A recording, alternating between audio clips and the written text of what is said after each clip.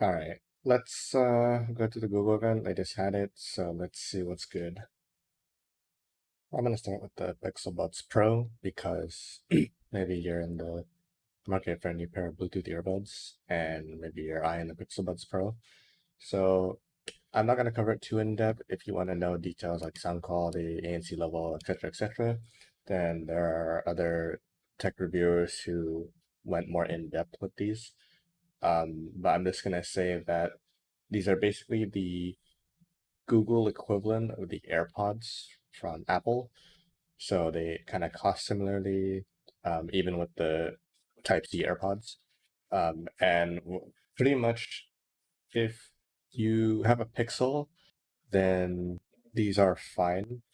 But if you don't have a Pixel, then you could maybe look for other Bluetooth earbuds from other brands, like maybe Sony is a good one, and you can just do a little bit of research and find out what's best for your needs. Um, I just like Sony earbuds because they fit my needs, but maybe you're looking for something else. And certainly with, AirPods, if you have an iPhone, then that's maybe your best bet because of the ecosystem. And then these, with the Pixels, again, with the Google ecosystem, they'll work best with those. So we got a new watch from Google. I don't think anything significant has changed between the first one and this one. This one is coming in at 350, so the same price that the first one came in when it was released. And the thing that I would have liked to see them do with a smartwatch is maybe make like a budget option similar to that of the Apple Watch, because you have the regular version, you have the bougie version, and then you have a more budget-friendly option. So it would have been nice, like in my opinion, to see a more budget-friendly option like the SE.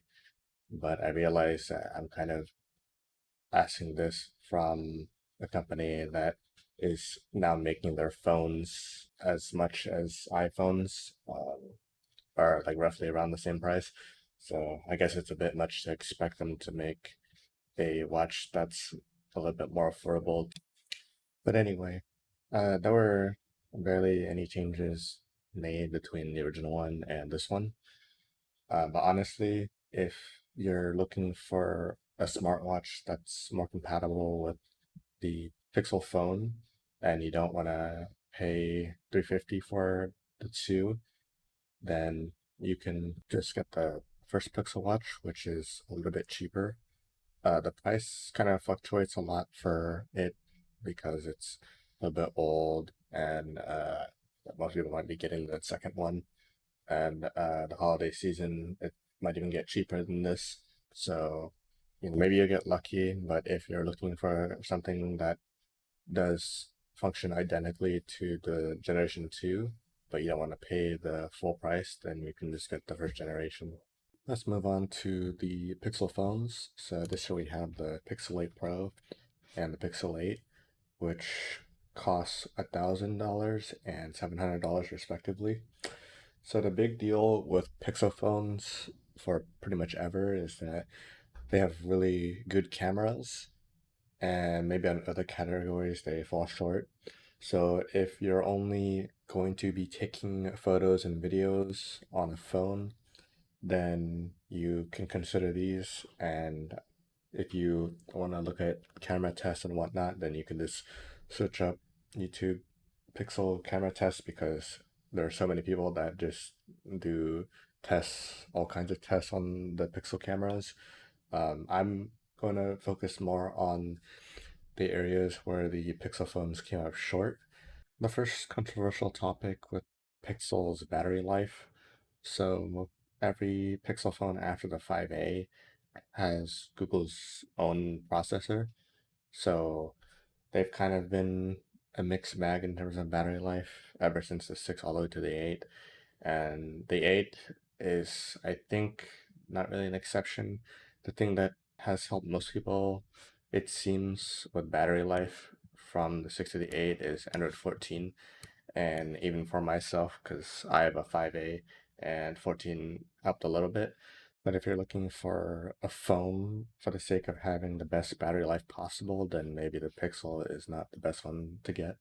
This is battery life for an average day on my Pixel 5a. Now, it might look good, but just keep in mind that I've had this one for 2 years now. It's still at roughly like high 90% battery health, so it's still doing pretty good.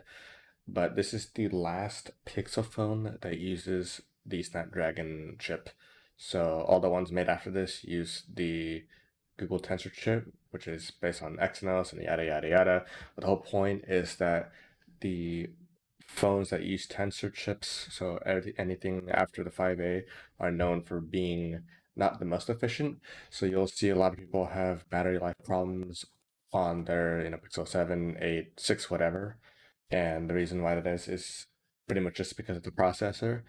Um, it might get better in the future, but for now, you're kind of just stuck with a phone that could or may not have uh good battery life. I mean, some people do report good battery life. I guess it depends on which applications you use. But if you don't want to take the chance, then you can look for other phones that will have a better chance of having better battery life. There's one last thing that a lot of people seem to care about, which is what Pixel are known for, which is the camera. And I'm actually not going to go over it because there are just every single review out there just covering the camera's ins and outs and all that kind of stuff. So if you wanted to see how good the camera is, then all I can say that it's good. And if you want more details than that, then you can check out other YouTube check videos on like specifics about how good their camera is. But I'm just gonna leave you with one last thing.